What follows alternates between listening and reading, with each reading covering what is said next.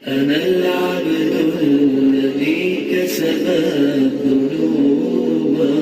وصدته الأماني أن يتوب.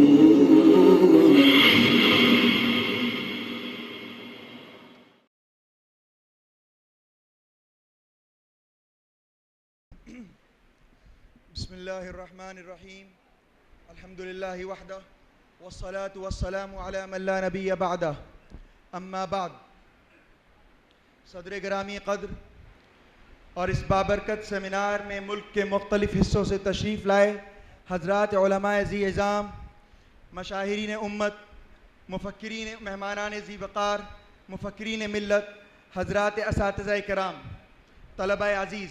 اور معزز سامعین، السلام علیکم ورحمۃ اللہ وبرکاتہ۔ یہاں پر بحمد اللہ و بفضلہ تعالی ارباب علم و فضل کے آفتاب و مہتاب رونق افروز ہیں۔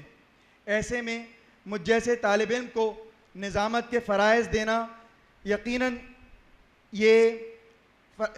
نظامت کے فرائض دینے کا حکم اور اس کی انجام دہی، یوں تو کسی بھی اجلاس کی نظامت کی ذمہ داری اپنی اہمیت کے لحاظ سے،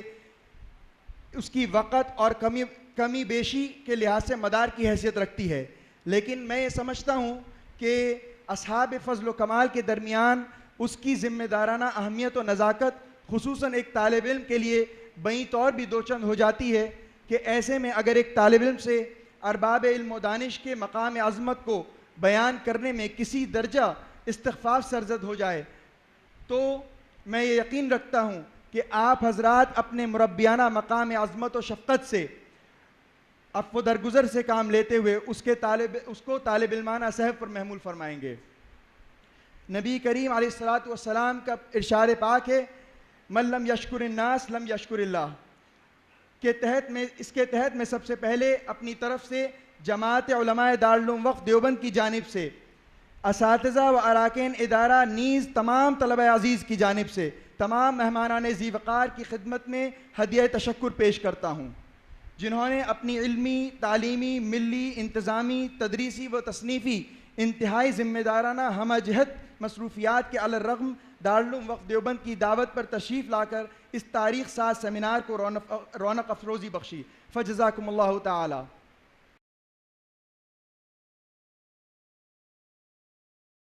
أنا العبد الذي كسب الذنوب وصدته الأماني